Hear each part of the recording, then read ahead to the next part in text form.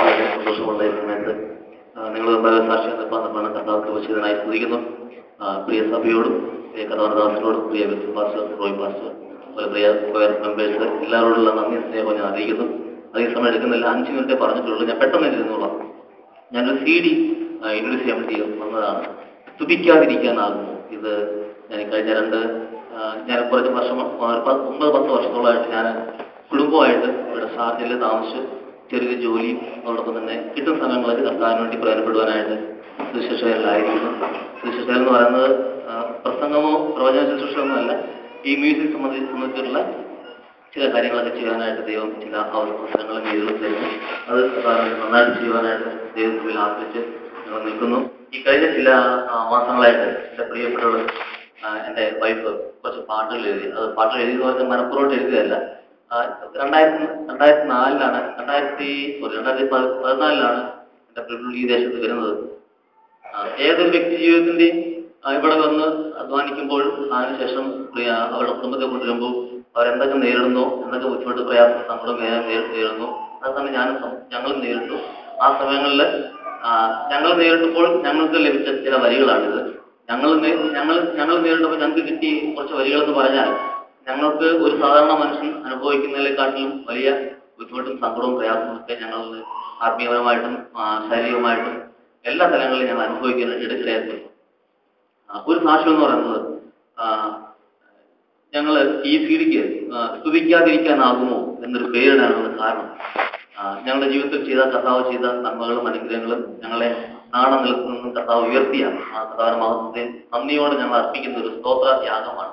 ഇതിന്റെ മറ്റു ഒരൊറ്റ കാര്യം, ഒരു സാക്ഷ്യമാണ് ഞാൻ പറഞ്ഞിരുന്നോളാം. എൻ്റെ 2009 എനിക്കൊരു സിസ്റ്ററുണ്ട്, പെങ്ങളുണ്ട്. പുള്ളിക്കാർക്ക് 2009 ഒരു വർഷം ഇടത് സൈഡ് മുഴുവനും തളർന്ന് വീഴുവാനിടയ്ക്കുന്നു. ആർക്കൊന്നും മനസ്സിലായില്ല. ഞാനന്ന് ഇവിടെയാണ്. അന്ന് പുള്ളിക്കാർക്ക് ഹോസ്പിറ്റലൈസ് ചെയ്തു. അപ്പോൾ ഹോസ്പിറ്റലിൽ അവർ ചെക്കപ്പ് ചെയ്തിട്ട് അവർക്കൊന്നും മനസ്സിലായില്ല. ഉടനെ മെഡിക്കൽ കോളേജ് റെഫർ ചെയ്തു. മെഡിക്കൽ കോളേജിൽ കൊണ്ടുപോയി അവർ MRI സ്കാൻ എടുക്കണം, CT സ്കാൻ എടുക്കണമെന്ന് പറഞ്ഞു. അങ്ങനെ MRI സ്കാൻ CT സ്കാൻ എടുത്തു. അപ്പോഴാണ് അറിയാനിടയ്ക്കുന്ന തലയ്ക്ക് അകത്ത് ബ്രെയിനോട് ചേർന്ന് 6 ഇടങ്ങളിലായിട്ട് ബ്ലഡ് ക്ലോട്ടായി കിടക്കുന്നതായിട്ട് കാണാനിടയ്ക്കും. അപ്പോൾ അതിൽ 2 വെയിന് ബ്ലീഡിങ് ആരംഭിക്കുകയും ചെയ്തു. അപ്പോൾ ബ്ലീഡിങ് ആരംഭിച്ചതുകൊണ്ട് അതിന്റെ സ്റ്റാറ്റസ് എന്താണെന്ന് അവർക്ക് മനസ്സിലാവാത്തതുകൊണ്ട് അവരെ ഒബ്സർവേഷനിൽ ഇട്ടു. ഒരു 11 ദിവസത്തോളം ഒബ്സർവേഷൻ കിടന്നു. അവർ യാതൊരു ട്രീറ്റ്മെന്റും മെഡിസിനും കൊടുക്കാതെ 11 ദിവസത്തോളം ഒബ്സർവേഷൻ ഇട്ടു. അതുവരെ ഡോക്ടേഴ്സ് തിരിഞ്ഞു നോക്കിയതേ ഇല്ല. എന്നാൽ ഞങ്ങൾ ആ സമയങ്ങളിലൊക്കെ ഞാൻ നാട്ടിൽ ഷാരോൺ ചെക്കിലാണ് കൂടുന്നത്.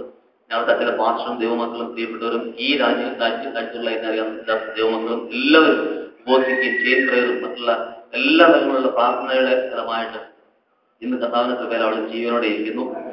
ഇത് ഒരു അത്ഭുതം എന്ന് പറയുന്നത്, നിങ്ങൾക്കറിയാമോ, അവർക്ക് 6 ഇടങ്ങളിൽ ബ്ലോക്ക് ഉണ്ടായിരുന്ന 2 വെയിൻ ബ്ലീഡിങ് ആരംഭിച്ചു. ഇതേ സിറ്റുവേഷനിൽ ഇതേ രോഗാവസ്ഥയിൽ 3 ഇടങ്ങളിലും 2 ഇടങ്ങളിലും ബ്ലഡ് ക്ലോട്ടായിട്ട് അവളുടെ ഇടത്ത് വലത്തും കിടന്നിരുന്ന 2 പേരെയും ലോകം മാറ്റപ്പെട്ടു. നിങ്ങൾക്കറിയാമോ, ഞങ്ങൾക്ക് ഈ പേരിടാതിരിക്കാൻ പറ്റുമോ? നിങ്ങളൊന്ന് ആലോചിക്കും. അങ്ങനത്തെ ഒരു സിറ്റുവേഷൻ ഞങ്ങൾ ഫേസ് ചെയ്തു.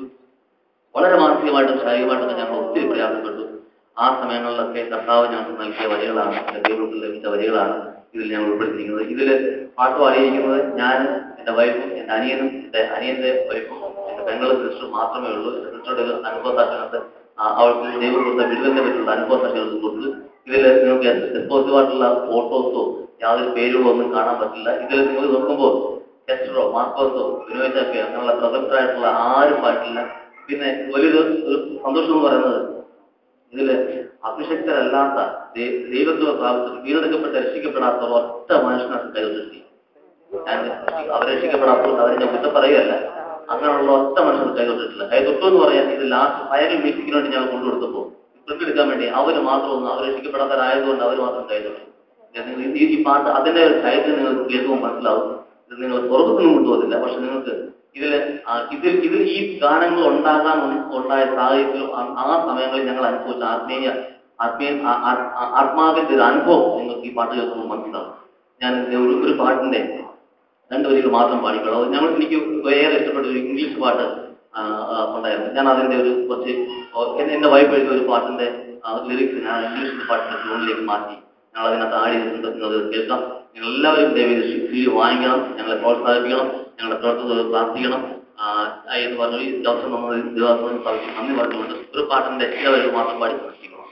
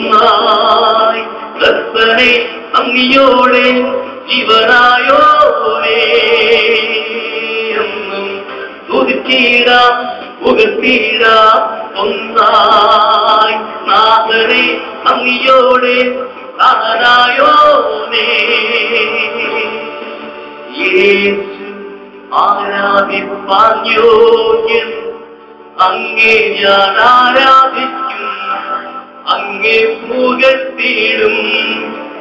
എൻ കാന്തൻ സർവാംഗ സുന്ദരൻ, എൻ തുമ്പം കാണുന്നവൻ, എന്നെ കാക്കുന്നവൻ. യേശു ആരാധിപ്പാൻ യോഗ്യൻ, അങ്ങേ ഞാൻ ആരാധിക്കും, അങ്ങേ പുകഴ്ത്തിയിടും. എൻ കാന്തൻ സർവാംഗ സുന്ദരൻ, എൻ തുമ്പം കാണുന്നവൻ, എന്നെ കാക്കുന്നവൻ. യേശു ആരാധിപ്പാൻ യോഗ്യൻ, അങ്ങേ ഞാൻ ആരാധിക്കും, അങ്ങേ പുകഴ്ത്തിയിടും. എൻ കാന്തൻ സർവാംഗ സുന്ദരൻ, എൻ തുമ്പം കാണുന്നവൻ, എന്നെ കാക്കുന്നവൻ.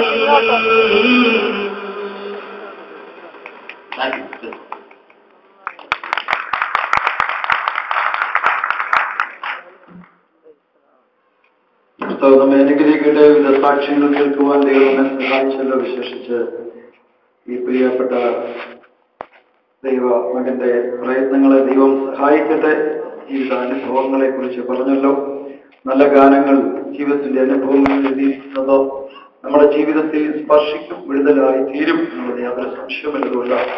എല്ലാവരും പ്രിയപ്പെട്ടവന്റെ തീരി വാങ്ങണം എന്ന് ഞാൻ ദൈവനാമത്തിൽ ഓർപ്പിക്കുന്നു. നമുക്ക് ദൈവങ്ങളിലേക്ക് ഏൽപ്പിക്കാം. ഒരു നിമിഷം നമുക്ക് എല്ലാവർക്കും ദിവസത്തിൽ എഴുന്നേറ്റ് നിന്ന ഒരു